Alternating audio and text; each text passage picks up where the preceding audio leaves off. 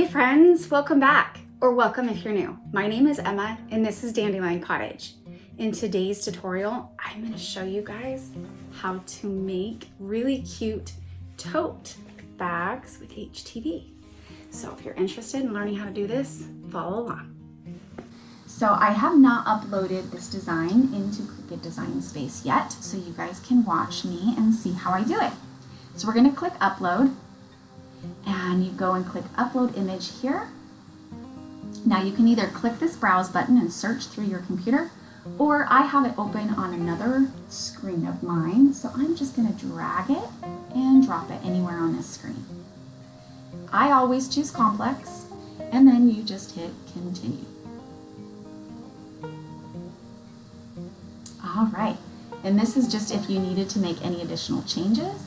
Which if you wanted to remove this white background, which is exactly what we want to do, you click anywhere on this page, because you can see it's got this little magic button here, and then just click in the spaces in between. There we go. Because we don't want it, we want to make sure that this cuts a really crisp line. And if you don't do this, then it's not going to cut anywhere that there's white. You can see how teeny this one is. To be able to get that, just zoom in and then scroll down until you can get that little teeny white spot. Looks like we got it all, but let's just double check. Sometimes you have to zoom way in. Looks pretty good, but just in case, let's do maybe a few more clicks at the top and the bottom, just to make sure that it's fully there. All right. Zoom back out. Looks pretty good to me. I don't think I missed anything. We're going to go ahead and we're going to hit, oh, you can hit preview. And when you do that, you can see exactly how it's going to cut. See those lines there? We might be able to open that a teeny bit more. So let's hide the preview. We're going to zoom way, way back in. I'm going to go back to this section, and I'm just going to click a little bit more close to the black. And what I'm trying to do is open this space up just a teeny bit more so that it cuts prettier. The more you can see here, I think it's going to show up cuter, if that makes sense. We're going to hit preview. Looking better. Maybe just do a few more. Oh, we didn't want to do that, but it's okay. You can hit undo. I'm glad you guys saw that because things like that happen. Hit preview again. You know what? I think that'll work. I'm happy with that. Zoom back out and just make sure everything looks good. We're going to hit preview again. I like it. So let's go ahead and hit the continue button. Okay, so this is where it's going to say, do you want to print and cut, or do you want to just cut? Well, we don't want to print this image, so we're going to go ahead and click the cut image here. Now you definitely could change the name of it if you wanted at this point, and you could actually put in some tags, keywords to help you find it later. We're going to go ahead and just click upload. Now we just need to put it into our space, so I'm going to highlight it and hit insert image. And here we are. It's going to automatically put it at 15, and we want to make that smaller. Let's put it at 10 for now. And let me, actually, I haven't measured. Let me go and measure it. Okay, so I need to measure. Looks about 18. And then I don't want to include the black part, and I don't want to include this this top part because that wouldn't look good put anything on there. So I'm just going to measure from that stitch line down to the black line, and that's about 11, so 18 by 11. We now need to make our template. So let's get a square, and we're going to unlock our dimensions, and we're going to enter them here. So we know that our width was about 18. Our height was 11. So obviously that's too big for us to see, right? So let's just zoom out until we can see it. And now let's grab our words. Who remembers how to bring it to the front? Right click and move forward. Now there is another way to do this, just in case you're different than me and like to do it a different way. You can click on it, click arrange, and put move forward.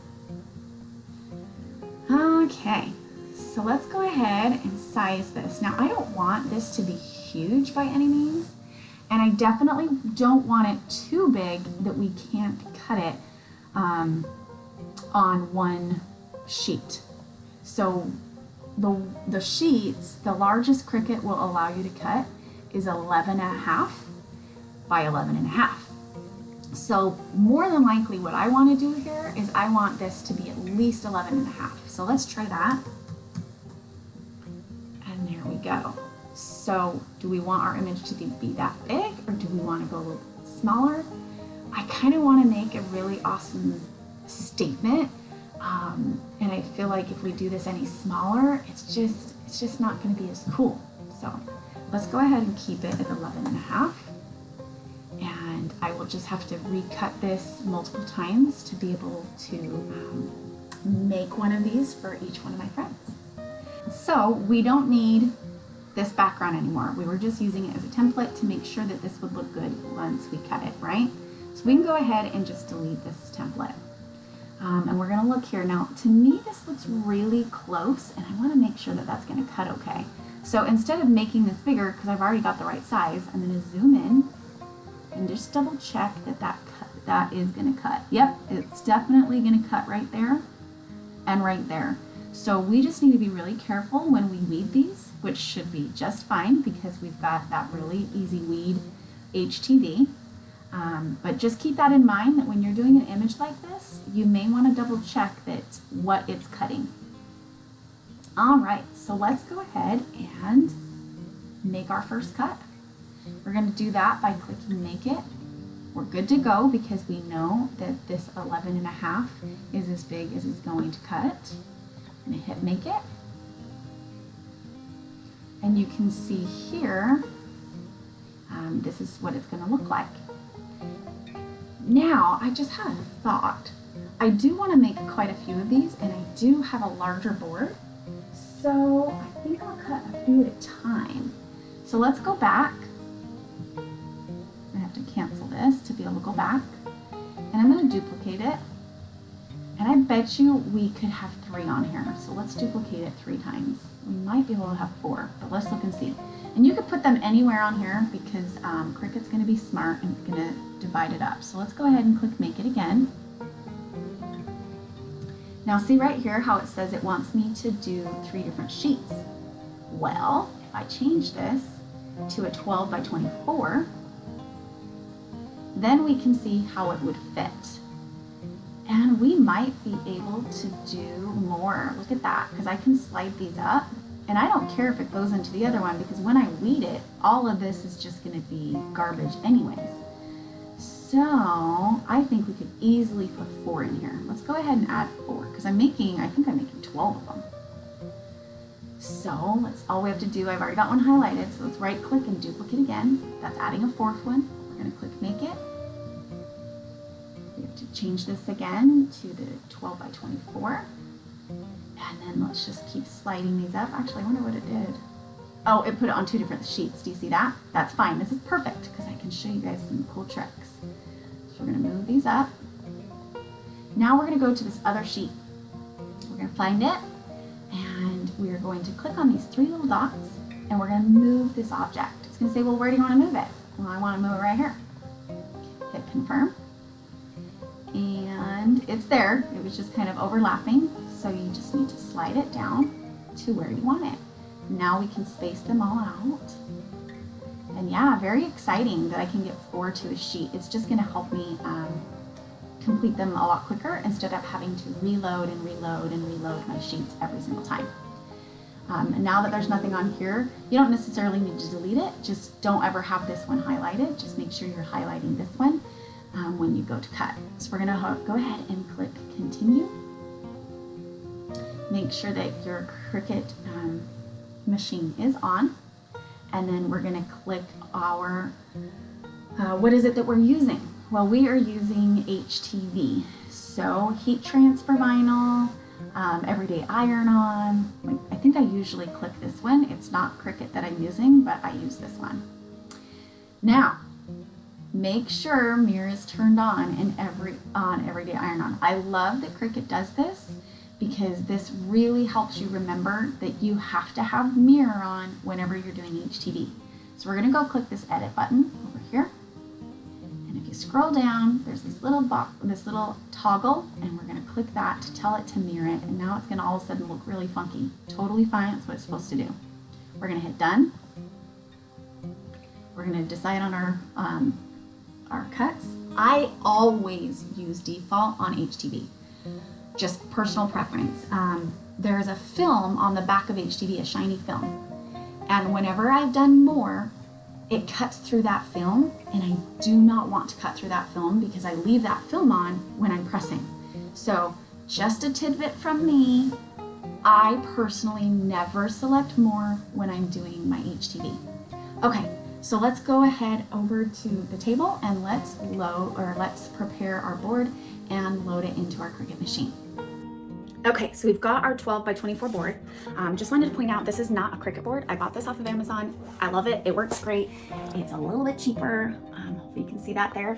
I will try and find the link that I used when I ordered it, and I'll put it in the description below. But sometimes the seller stops selling. So if I can't find the link, I'll try and find something similar and put it below. We're gonna go ahead and take off our protection. This one is really sticky. Because I've only used it a few times. I don't want it to stick, I don't want it to be super hard to get the HTV off. So I'm just gonna kind of go over it with a clean towel. Just trying to take up a little bit of that stickiness. Not a ton, but those of you that have worked with these type of boards before, you'll understand why I did that. As a reminder, and Cricut also reminded us when we were on the computer and we were going to that next step, it had that disclaimer saying, hey, don't forget that the shiny side has to be what? Up or down? Do you remember? Shiny side down. So to be able to find the shiny side, you just kind of open it up and you'll be able to see, hopefully you can see from the camera, this is more of the dull side and this is shiny. We want the shiny side down because the shiny side is basically the transfer sheet that we use when we go to press. We don't want it cutting the transfer sheet. We want it cutting the actual HTV so that we can weed that, okay? Now, sometimes it's very hard to tell if it's shiny or not, especially if, like me, I got the matte, and if you bought the shiny, like the glossy, it might be harder to see. So a quick tip that might help is just play with one of the corners and start to peel it off just slightly. And whatever side is sticky, that's your transfer sheet, and that needs to go down. And you want your HTV, the non-sticky side, to be up because that's what we want to cut. Okay, so this is how we're going to apply it. Again, this is the shiny side, so that needs to be down. I have mine in a roll, and I just start at one end and I unroll it as I go. Let me move my camera angle just a tad. Hopefully, how about that? Like you can see, yeah. So I'm just gonna start here and just take your sweet time. Don't rush this because it's not fun to have to peel up the whole thing because you got bubbles. And then what I do is I kind of just unroll it on my arm like this and then just keep going.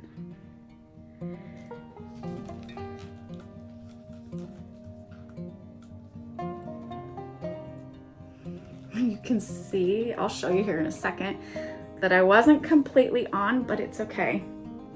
I'm gonna cut this. You could either use scissors or I have an X-Acto knife that I'm just gonna go and cut the bottom here.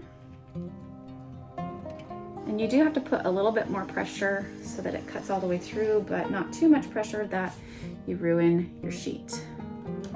That should do it. Looks good. So let me show you how accurate I am, which is not accurate very well. You see it's a little bit, okay, how do I show you this? At the top there, I'm within the line, but the further you go down, you can see I have some excess, if you can see that white line there.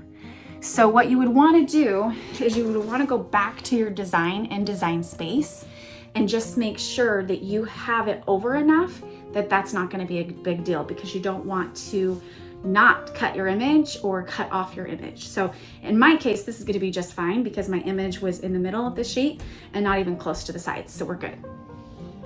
All right, now we need to load our Cricut machine. You can see it's telling me, hey, load me. And it doesn't really matter if it's this top end with the little hooky-doo or the other end, it's the same dimensions all the way around. So I'm just making sure that it's underneath each one of these white spots here. And then I'm gonna go ahead and hit this button. You can see it pulled it in there for us. Now, one thing I always do, hopefully I can do this one-handed, if I pull out my blade and I pop it up just to make sure it's clean, and I believe I cleaned it after the last use. Yep, I did. So we're good to go. If you have pieces of vinyl on it from the last time, it can actually mess up your cuts. So it's really important to check this and clean it after every use. Now you can see that this is blinking, telling us that it's ready to cut. So let's go ahead and cut it.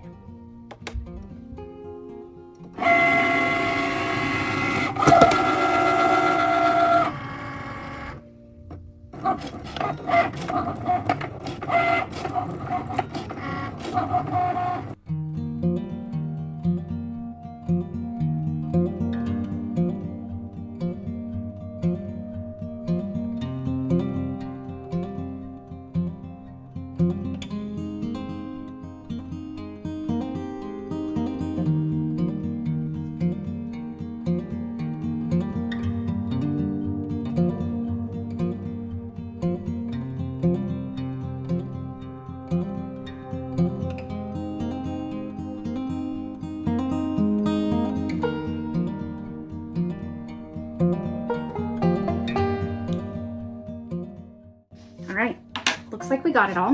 I mean, isn't that awesome? I was able to get 4 in 1. That's pretty cool. So now we can pull these off. Let's get the old one. What you want to do is you definitely want to pull it off as slow as you can and as less creased as you can, if that makes sense. We don't want this to bend too much. Voila. There you go. Isn't that awesome? I did want to point out, remember at the very beginning when we were trying to make that circle? See, it turned out really great. And then also the Y, we were a little bit worried if that would touch the sides, and it didn't. So I think these turned out great.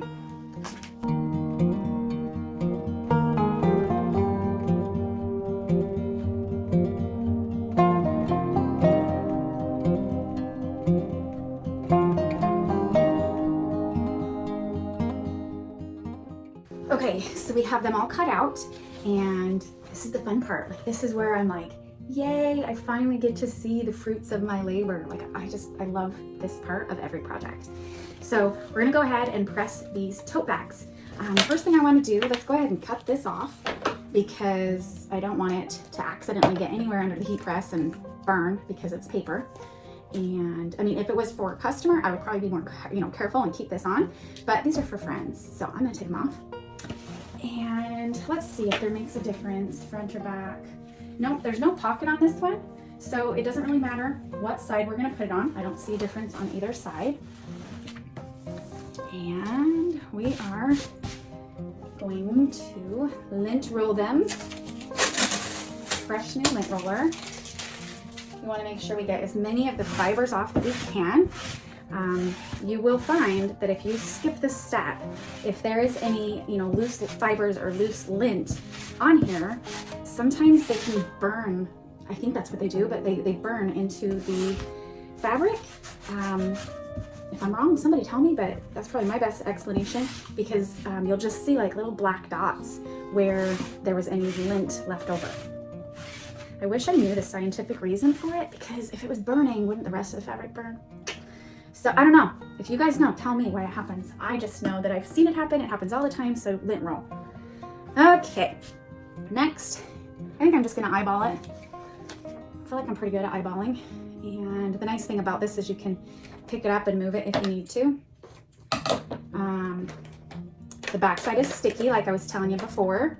So we're just gonna kind of eyeball it and see what the center is. Let's try right about there. And then I'm just gonna get my fingers. Yeah, see, I'm off by a teeny tiny bit. Put it a little bit over.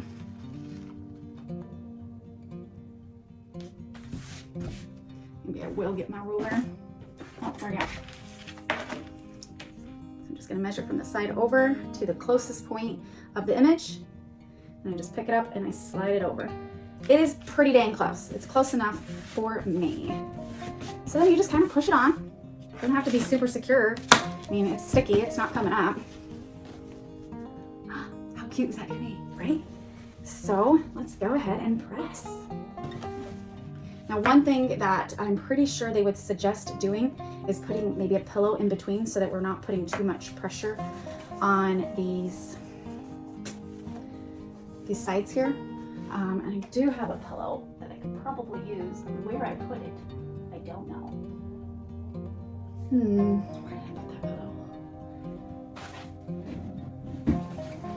Oh, here it is. Anybody else's craft room as messy as mine? Yeah, that would probably work. Now, if you watch my other videos, I have sublimation ink on this because I've had an oopsie moment. So I don't want it to sublimate even if on the inside, that would look funny. So I'm just gonna try this. I may not do this for all of them, but I'm just gonna see. I don't think it'll hurt anything.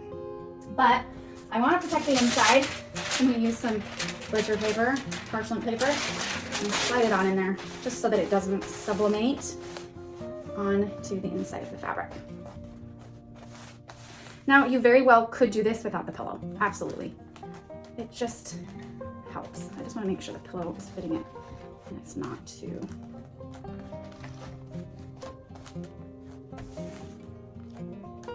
Yeah, let's try it. Maybe the next one I won't use a pillow. We'll see.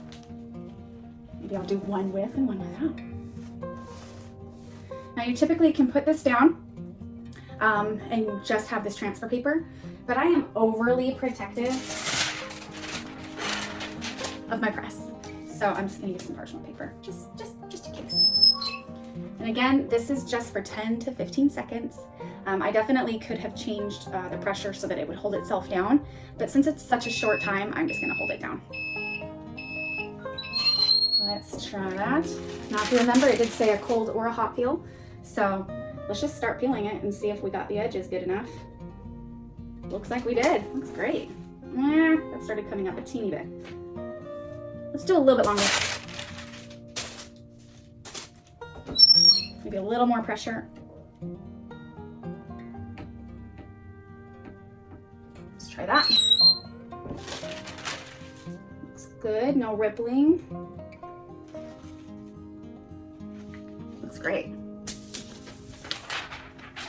Let me show you how it turned out. Let me take out the middle.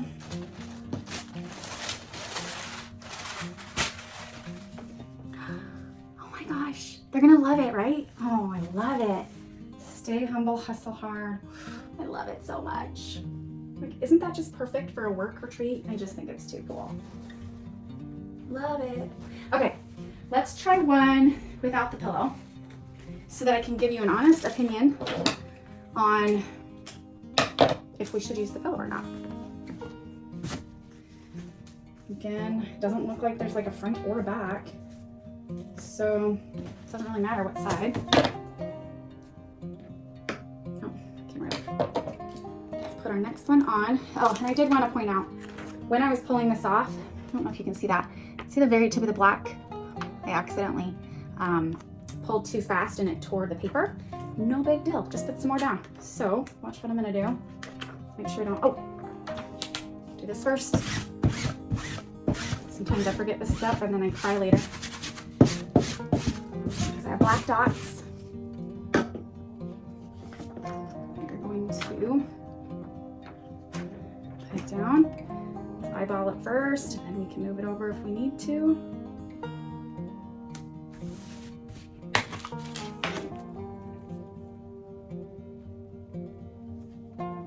Ooh, perfect. Okay, so this is what I did. So here's the piece that ripped off. So all I'm gonna do is just get that piece and just put it back where it should be. so that this doesn't melt through. It's just protecting your press, honestly. So let's try this one without the pillow.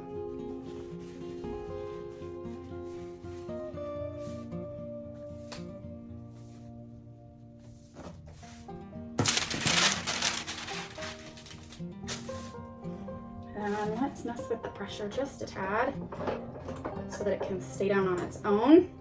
Let's try that. Hopefully that's enough pressure. That's not enough pressure. Just so you know, if to decide if there's enough pressure or not, if you try and pull the paper out and it pulls out, you don't have enough pressure. Much better. So I have this set for 10 seconds. I'm gonna let it ding a few times to get it to that 15.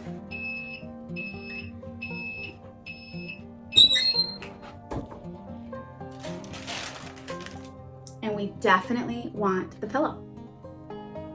Definitely want the pillow. So I'm glad that I did that for you guys so that you can see my mistakes so that you don't make the same mistakes that I do. And luckily this is not like a detrimental mistake, like my poor sublimated pillow here. But it's just, you can see it didn't stick at all, not even slightly. And it's because we need that extra cushion because this is such a thick material. And the edges, you know, this section here and these little seams, that's what I'm looking for. These seams up here are making it so that there's not enough pressure. So I'm gonna put this one back inside to protect the inside from getting that darn image that I sublimated on my pillow. And then we try again. How's that? This pillow is like just the right size for this image. It's just like right on the edge. So I'm very lucky. Okay, now this will work. Let's try again. Take two. Hey, but now we know there is a good use for the pillows.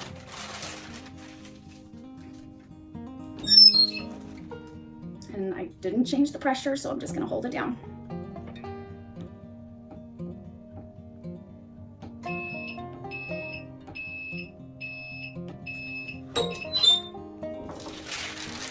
Much better.